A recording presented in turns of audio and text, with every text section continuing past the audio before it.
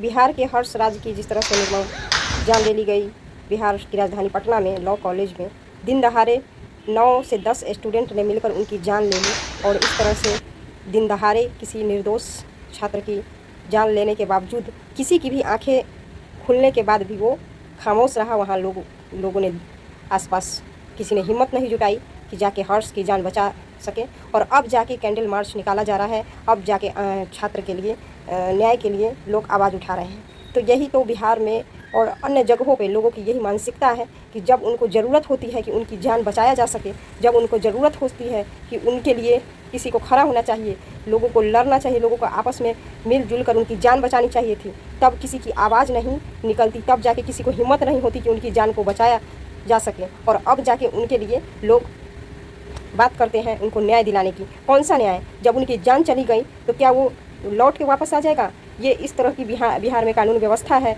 कि दिन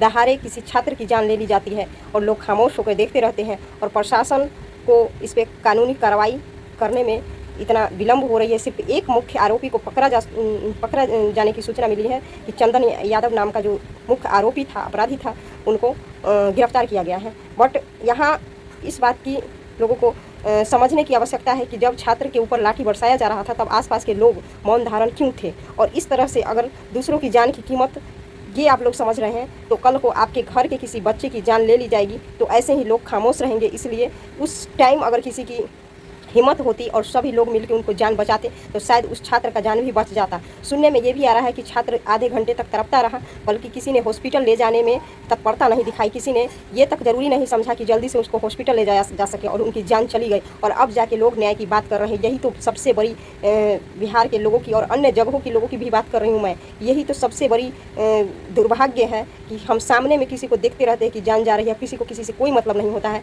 कल को जब अपने फैमिली में ये सब चीज़ पड़ेगा तब जाके लोगों को आँख खुलेगा और समझ में आएगा कि लोगों को किसी अपने की जान जाती है तो कितना दर्द होता है। उस माँ को कितना आज तकलीफ हुई होगी जिसका बेटा एग्जाम देने के दौरान अपना घर आने वाला था और उनको ये तक नहीं पता था कि उनके बेटे की जान चली जाएगी, उसकी माँ के ऊपर क्या बीत रहा होगा। ये सब चीज़ किसी को समझ में नहीं आएगा जब तक खुद के ऊपर नहीं बीतेगा। इसलिए बिहार सरकार को सिर्फ इतना करना चाहिए कि यूपी में जो बाबा ने अपना बुलडोजर वाला काम करते हैं, बुलडोजर चलवाते हैं अपराधियों के घर पे, वही काम बिहार में होने की आवश्यकता है। तभी बिहार के जिस तरह से लोग बेखौफ घूम रहे हैं और बेखौफ लोगों की जान ले रहे हैं दिन दहाड़े, तो उन लोगों पे कड़ी कार्रवाई होगी और यही सब चीज़ बिहार में अपनाने की ज़रूरत है। नहीं तो बिहार में दिन दहाड़े ऐसे ही लोगों की जान जाती रहेगी और सरकार ऐसे ही देखती रहेगी और गिरफ्तारी होगी, बाद में उस पर सालों लग जाएंगे उसको सज़ा दिलाने में। तो ये सब चीज़ बहुत ही दुर्भाग्य है।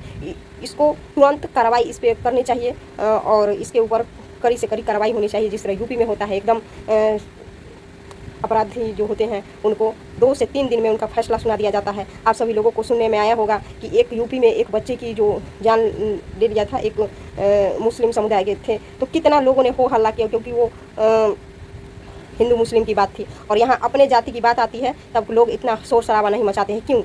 क्यों लोग इस मामले में चुप हो जाते हैं? इस पर भी कड़ी से कड़ी कार्रवाई होनी चाहिए और यूपी वाला कारनामा यहाँ बिहार में भी होना चाहिए। कानून वही होना चाहिए कि तत्काल कड़ी से कड़ी कार्रवाई होनी चाहिए। उसके घर पे बुलडोजर चलवाना चाहिए। 10 से 20 लोग जो अपराधी थे उन सभी के ऊपर कार्रवाई होनी चाहिए, सभी की गिरफ्तारी होनी चाहिए। और ये सब बहुत ही ज़रूरी है, नहीं तो आगे इसी तरह की घटना होती रहेगी और लोग खामोश देखते रहेंगे। बाद में लोग कानून से न्याय की लड़ाई के लिए बात करेंगे, यूट्यूब पे आके बहुत सारे बहस होंगे, तो ये सब चीज़ होता रहेगा। नहीं तो ये सब चीज़ों को रोकने का एक ही उपाय है, इस पर कड़ी से कड़ी कानूनी कार्रवाई होनी चाहिए और इस पर तत्काल कार्रवाई होनी चाहिए, ना कि केस मुकदमों में सालों लगाना चाहिए।